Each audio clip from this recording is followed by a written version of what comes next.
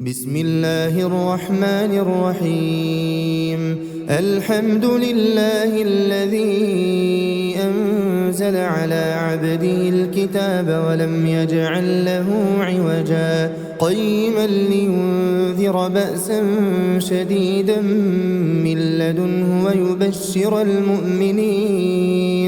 ويبشر المؤمنين الذين يعملون الصالحات أن لهم أجرا حسنا ماكثين فيه أبدا وينذر الذين قالوا اتخذ الله ولدا ما لهم به من علم ولا لآبائهم كبرت كلمة تخرج من أفواههم إن يقولون إلا كذبا فلعلك باخع نفسك على آثارهم إن لم يؤمنوا بهذا الحديث أسفا إنا جعلنا ما على الأرض زينة لها لنبلوهم أيهم أحسن عملا وإنا لجاعلون ما عليها صعيدا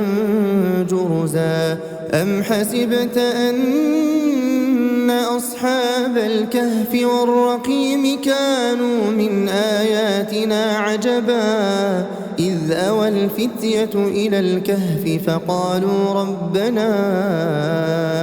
آتنا من لدنك رحمة وهيئ لنا من أمرنا رشدا فضربنا على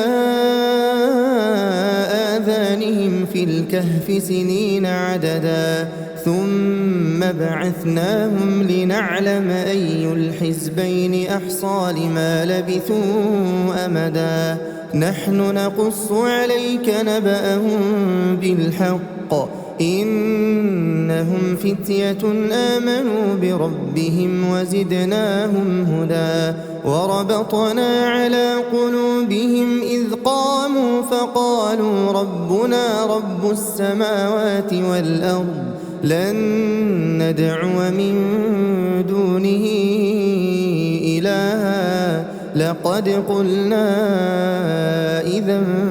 شططا هؤلاء قوم اتخذوا من دونه آلهة لولا يأتون عليهم بسلطان بين فمن أظلم ممن افترى على الله كذبا وإذ اعتزلتموهم وما يعبدون إلا الله فأووا إلى الكهف ينشر لكم ربكم من رحمته ويهيئ لكم من أمركم مرفقا وترى الشمس إذا طلعت تزاور عن كهفهم ذات اليمين وإذا غربت تقرضهم ذات الشمال وهم في فجوة منه ذلك من آيات الله من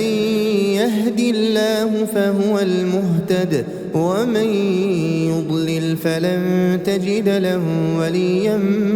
مرشدا وتحسبهم أيقاظا وهم رقود ونقلبهم ذات اليمين وذات الشمال وكلبهم باسط ذراعيه بالوصيد لو اطلعت عليهم لوليت منهم فرارا ولملئت منهم رعبا وكذلك بعثناهم ليتساءلوا بينهم قال قائل منهم كم لبثتم قالوا لبثنا يوما أو بعض يوم قالوا ربكم أعلم بما لبثتم فابعثوا أحدكم بورقكم هذه إلى المدينة فلينظر أيها أزكى طعاما فليأتكم برزق منه وليتلطف ولا يشعرن يريدون بكم أحدا إنهم إن يظهروا عليكم يرجموكم أو يعيدوكم في ملتهم ولن تفلحوا إذا أبدا وكذلك أعثرنا عليهم ليعلموا أن وعد الله حق وأن الساعة لا ريب فيها إذ يتنازعون بينهم أمرهم فقالوا بنوا عليهم بنيانا ربهم أعلم بهم قال الذين غلبوا على أمرهم لنتخذن عليهم مسجدا سيقولون ثلاثة رابعهم كلبهم ويقولون خمسة سادسهم كلبهم رجما بالغيب ويقولون سبعة وثامنهم كلبهم قل ربي أعلم بعدتهم ما يعلمهم إلا قليل فلا تمار فيهم إلا مراء ظاهرا ولا تستفت فيهم منهم أحدا ولا تقولن لشيء إني فاعل ذلك غدا إلا أن يشاء الله واذكر ربك إذا نسيت وقل عسى أن يهديني ربي لأقرب من هذا رشدا ولبثوا في كهفهم 300 سنين وازدادوا 9 قل الله أعلم بما لبثوا له غيب السماوات والأرض أبصر به وأسمع ما لهم من دونه من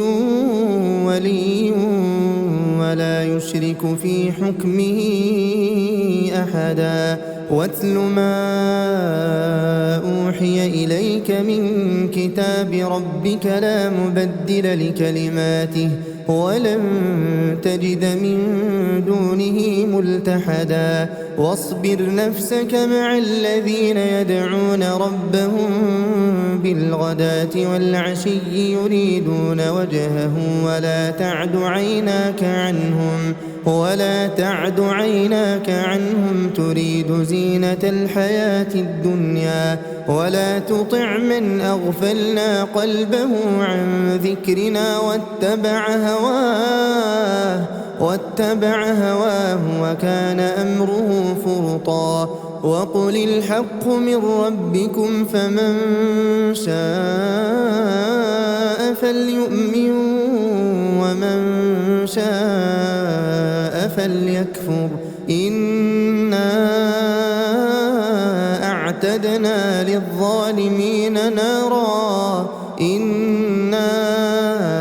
أعتدنا للظالمين نارا أحاط بهم سرادقها وإن يستغيثوا يغاثوا بماء كالمهل يشوي الوجوه بئس الشراب وساءت مرتفقا إن الذين آمنوا وعملوا الصالحات إنا لا نضيع أجر من أحسن عملا أولئك لهم جنات عدن تجري من تحتهم الأنهار يحلون فيها من أساور من ذهب ويلبسون ثيابا خضرا من سندس واستبرق متكئين فيها على الأرائك نعم الثواب وحسنت مرتفقا واضرب لهم مثل الرجلين جعلنا لأحدهما جنتين من أعناب وحففناهما بنخل وجعلنا بينهما زرعا كلتا الجنتين آتت أكلها ولم تظلم منه شيئا وفجرنا خلالهما نهرا وكان له ثمر فقال لصاحبه وهو يحاوره أنا أكثر منك مالا وأعز نفرا ودخل جنته وهو ظالم لنفسه قال ما أظن أن تبيد هذه أبدا وما أظن الساعة قائمة ولئن رددت إلى ربي لأجدن خيرا منها منقلبا قال له صاحبه وهو يحاوره أكفرت بالذي خلقك من تراب ثم من نطفة ثم سواك رجلا لكن هو الله ربي ولا أشرك بربي أحدا ولولا إذ دخلت جنتك قلت ما شاء الله لا قوة إلا بالله إن ترني أنا أقل منك مالا وولدا فعسى ربي أن يؤتيني خيرا من جنتك ويرسل عليها حسبانا من السماء فتصبح صعيدا زلقا أو يصبح ماؤها غورا فلن تستطيع له طلبا وأحيط بثمره فأصبح يقلب كفيه على ما أنفق فيها وهي خاوية على عروشها ويقول يا ليتني لم أشرك بربي أحدا ولم تكن له فئة ينصرونه من دون الله وما كان منتصرا هنالك الولاية لله الحق هو خير ثوابا وخير عقبا واضرب لهم مثل الحياة الدنيا كماء إن أنزلناه من السماء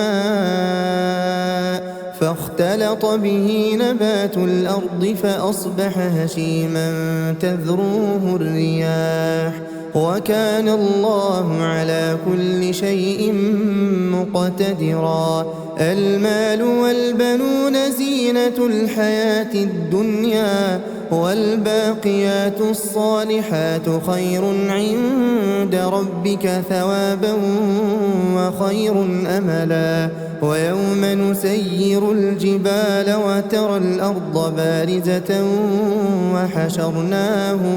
وحشرناهم فلم نغادر منهم أحدا وعرضوا على ربك صفا لقد جئتمونا كما خلقناكم أول مرة بل زعمتم أن لن نجعل لكم موعدا ووضع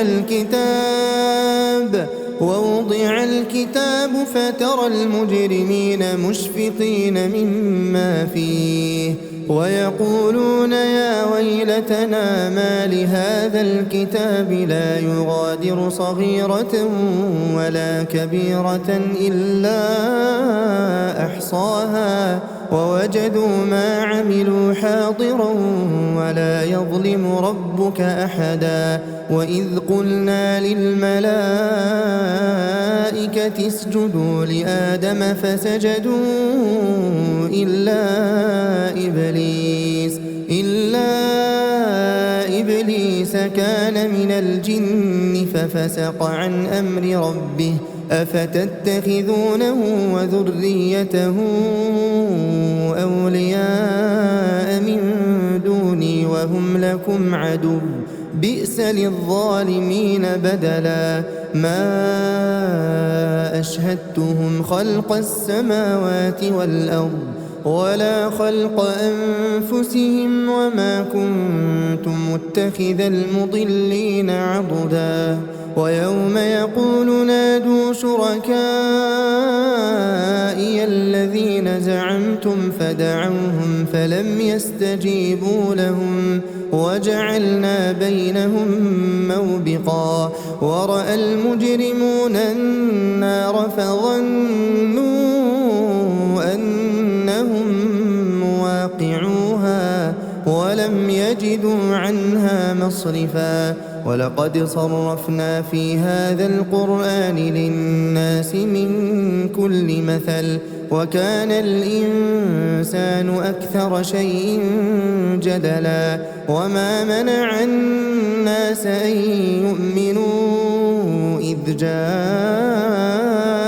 الهدى ويستغفروا ربهم إلا أن تأتيهم سنة الأولين أو يأتيهم العذاب قبلا وما نرسل المرسلين إلا مبشرين ومنذرين ويجادل الذين كفروا بالباطل ليدحضوا به الحق واتخذوا آياتي وما أنذروا هزوا ومن أظلم ممن ذكر بآيات ربه فأعرض عنها ونسي ما قدمت يداه إنا جعلنا على قلوبهم أكنة أن يفقهوه وفي آذانهم وقرا وإن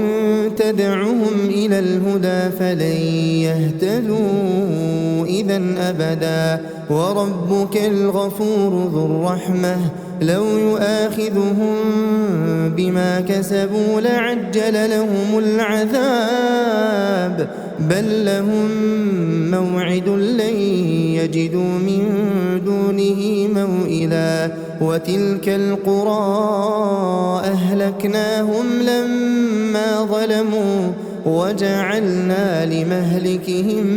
موعدا وإذ قال موسى لفتاه لا أبرح حتى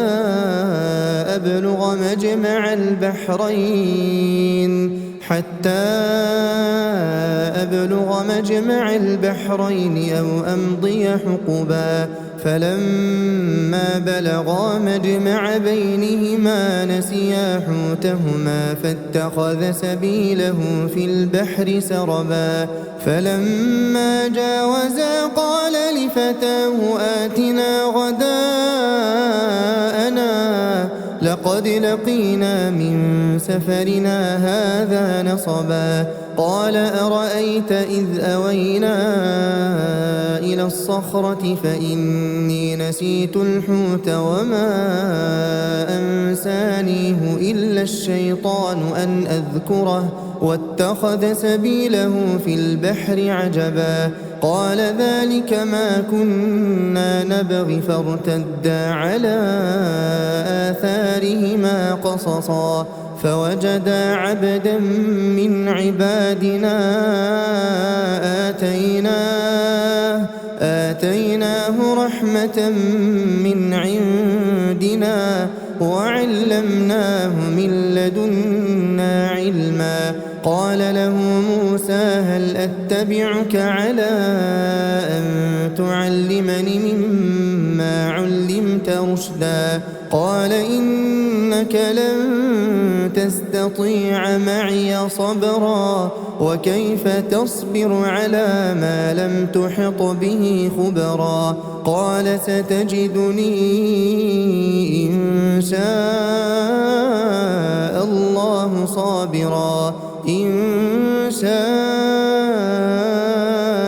الله صابرا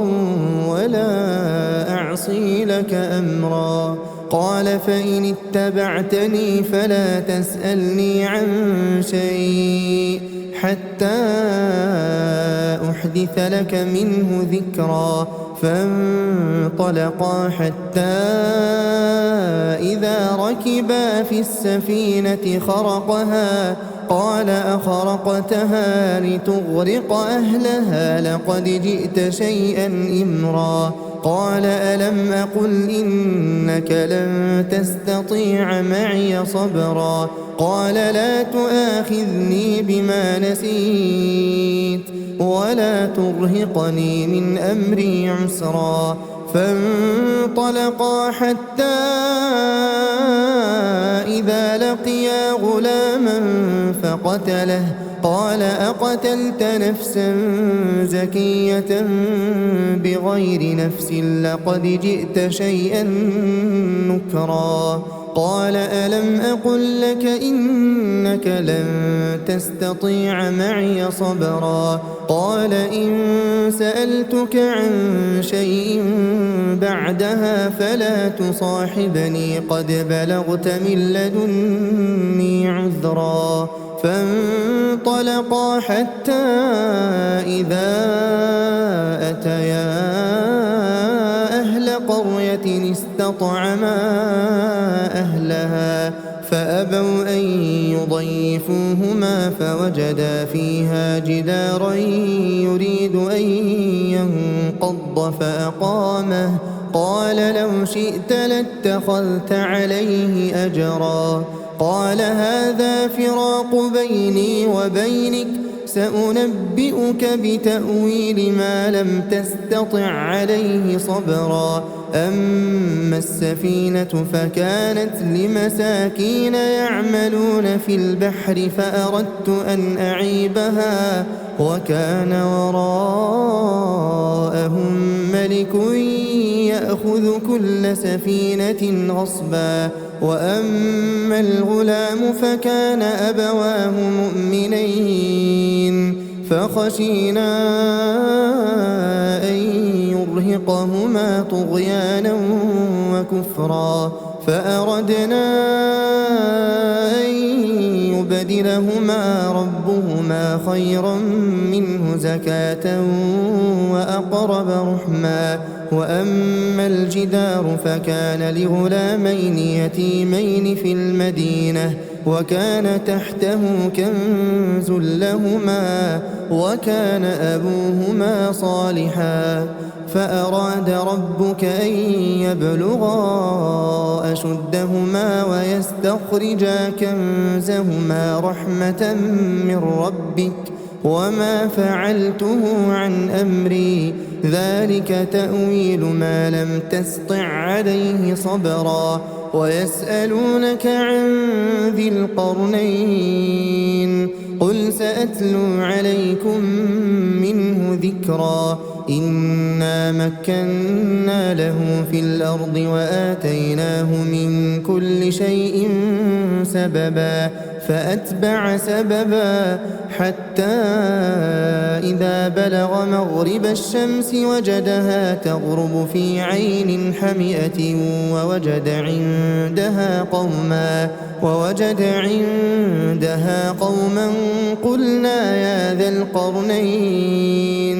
قلنا يا ذا القرنين إما أن تعذب وإما أن تتخذ فيهم حسنا. قال أما من ظلم فسوف نعذبه ثم يرد إلى ربه فيعذبه عذابا نكرا. وأما من آمن وعمل صالحا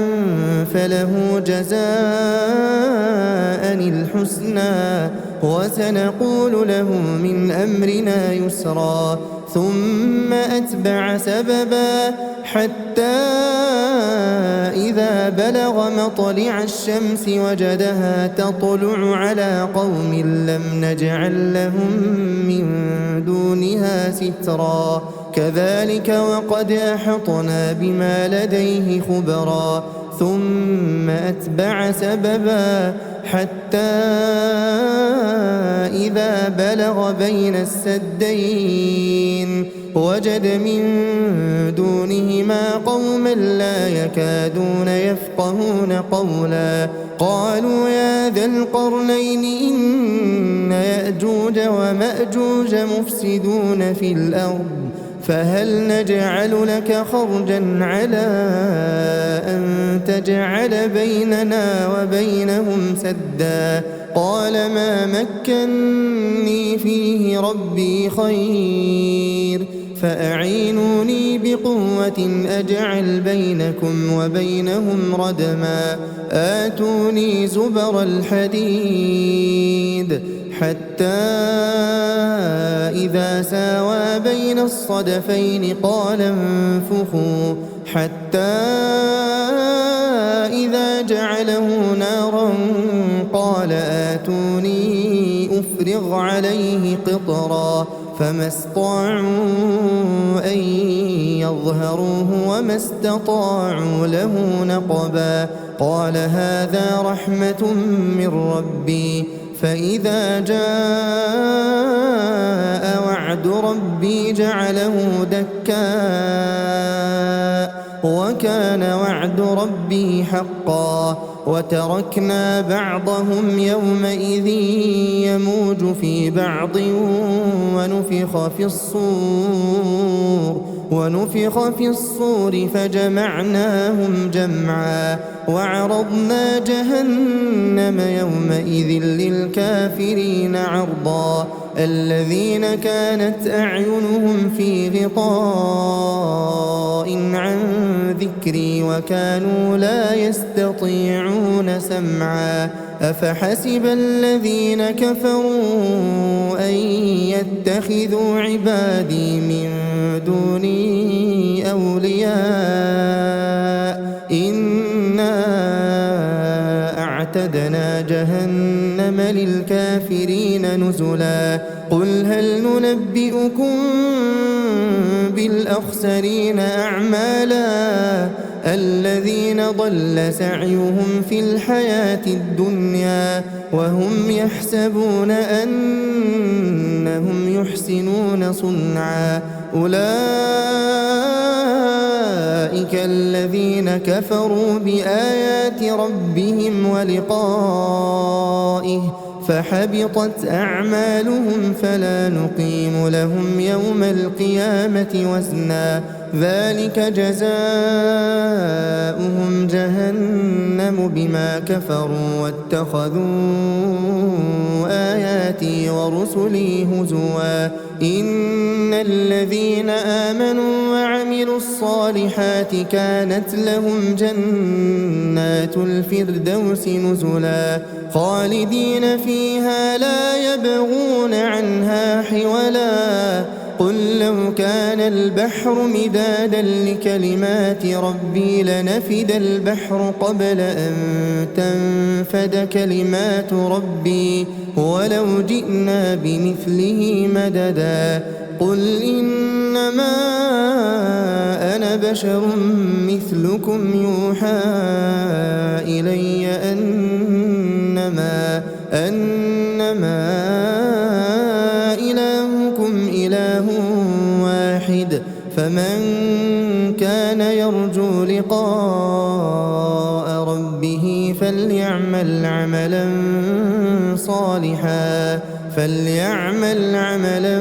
صالحا ولا يشرك بعبادة ربه أحدا.